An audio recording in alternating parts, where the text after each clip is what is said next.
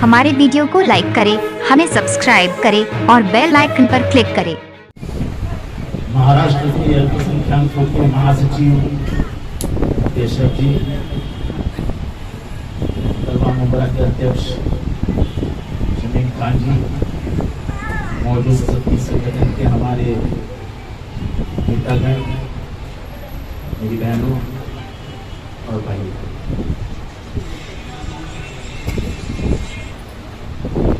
पिछले कुछ दिनों में मुमरा में बहुत सारी बातें हो रही है।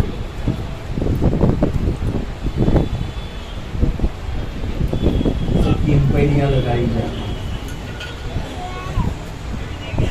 मुझको ऐसा लगता है कि मैं मेरे घर का खाना भी मुमरा के पैसों से ही खाता हूँ।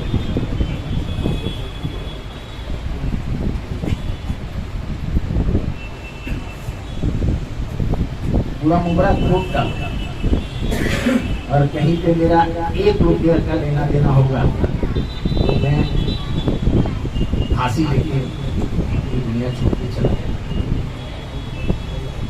झूठे इल्जामों से लोगों को फर्क नहीं होता। लोगों को जितेंद्र आह्वान की असलियत मालूम है, और इसलिए मैं उनके बारे में बात ही नहीं करता।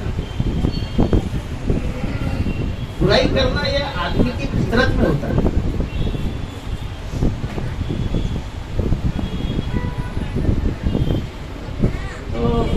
आप लोग की ये बुराई की तरफ ज्यादा ध्यान मत दो, ज्यादा व्हाट्सएप देखो मत, अपना एक वर्क फोर्स चालू रखो, बाकी सब जितने व्हाट्सएप पे ग्रुप डिलीट करो। क्योंकि जो आदमी 4 बजे व्हाट्सएप भेजता है और वो भी बुराई का, वो आदमी कितना पागल होगा ये सोचो। सोते सोते भी वो दूसरे की बुराई सोचता है, और फिर उसका खुलता कभी है व्हाट्सएप को देखो दोपहर के 3 बजे। तो आज भी जो अपने माँ बाप के कमाई पे खाना खाता है तो तुम्हारे क्या पता है? अपना काम करो, पहले किसी रास्ता, पानी, इलेक्ट्रिसिटी, ऐसा कई काम हम नहीं करते। आने वाले दिनों में स्कूल बनेंगे, कॉलेज बनेंगे, मुसाफिर खाना बनेगा, मार्केट बनेगा, बस डेपो बनेगा। अब लोग उसको भी रोकने की कोशिश कर रहे हैं। ठीक है, हर हालात में लड़ने की तैयारी रखनी चाहिए। कभी बादल आते हैं, कभी बरसात आती है,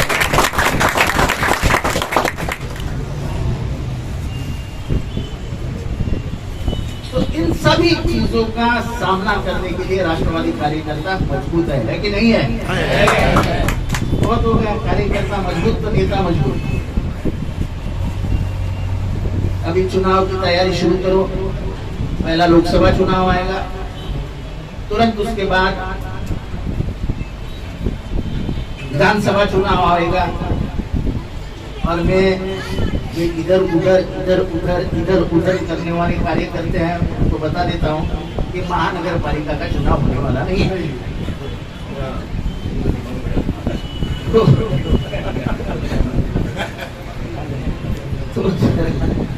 अपने आप को संभालो। ये 2 चुनाव हमारे लिए बहुत महत्वपूर्ण है। मैं गारंटी के साथ कहता हूँ कि महाराष्ट्र में महाराष्ट्र विकास आघाड़ी की ही सरकार है। शरद पवार, उद्धव ठाकरे, नाना पटोले, ये सब मिलके काम करके महाराष्ट्र विकास आघाड़ी की ही सरकार आई, क्योंकि ये सीधा सामना हमारी निष्ठा हम लेके जाएंगे लोगों के बीच में, और मुझे यकीन है कि महाराष्ट्र के लोग निष्ठा की पूजा करेंगे।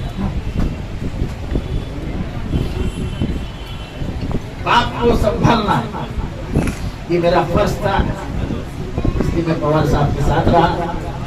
चाहे मिले न मिले, कुछ मिला है इसलिए मैं था, कुछ मिला नहीं इसलिए मैं था। मैं 35 साल से उनके साथ हूँ, उनका सिपाही बन के रहा हूँ।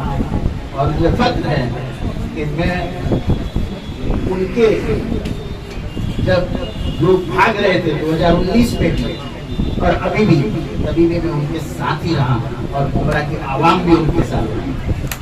मुंब्रा के लोग बहुत होशियार हैं, शाम को एक ऑफिस में आते तो फिर एक ऑफिस में जाते हैं।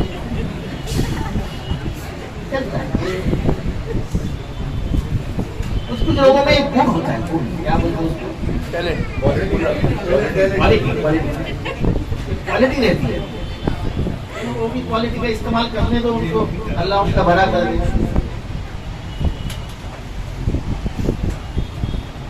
आप कार्यकर्ता हो,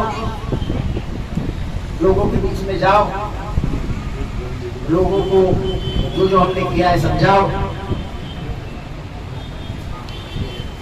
आपको मालूम है शायद ये जब मेरे को 4 महीने का माइनॉरिटी मिनिस्टर बनाया गया था, तो ये महाराष्ट्र में पहली बार निर्णय हुआ कि जितने भी 7/12 है जमीन के, जहाँ पे वक्फ की जमीन है, वक्फ की जमीन किसी प्राइवेट ट्रस्ट के नाम पे नहीं होनी चाहिए। वक्फ की जमीन ये वक्फ के नाम पे ही होनी चाहिए। और फिर सर्वोच्च न्यायालय का निकाल आया कि वंस वक्फ ऑलवेज वक्फ, यानी तुम वक्फ की जमीन बेच नहीं सकते। मुझे लगता है कि खुदा ने मुझे मंत्री उसी लिए बनाया था, और मैं फख्र से कहता हूं कि मोहित मियां साहब की जो जमीन है अखपाड़ा में, जो 2 गुटों में संघर्ष था, 1 मिनट में खत्म हो गया, क्योंकि उनके 7/12 के वक्त का नाम आ गया। उधर कोई प्राइवेट आदमी जा नहीं सकता, तो मोहित मियां के हाथ में, एक अच्छे आदमी के हाथ में हो गया जो मुसलमानों की भलाई सोचता है। ऐसे कई लोगों का मुझे फोन आया कि साहब बहुत अच्छा निर्णय होगा। ये अमीरों का जो दलाली चलती थी, आपको मालूम है अंबानी का मकान किसके ऊपर खड़ा है? वक्फ की जमीन, जो गरीब मुसलमानों के भलाई के लिए जमीन थी, वो हमारे में से ही कुछ आदमियों ने बेचा। लेकिन अब अमीर हो या गरीब, वक्फ की जमीन बेच नहीं पाएगा, और इतिहास ही में ये लिखा जाएगा कि ये निर्णय जितेंद्र अवार्ड में लिया था। उसको ऐसा मैं कब्रिस्तान के बारे में बोलता हूँ।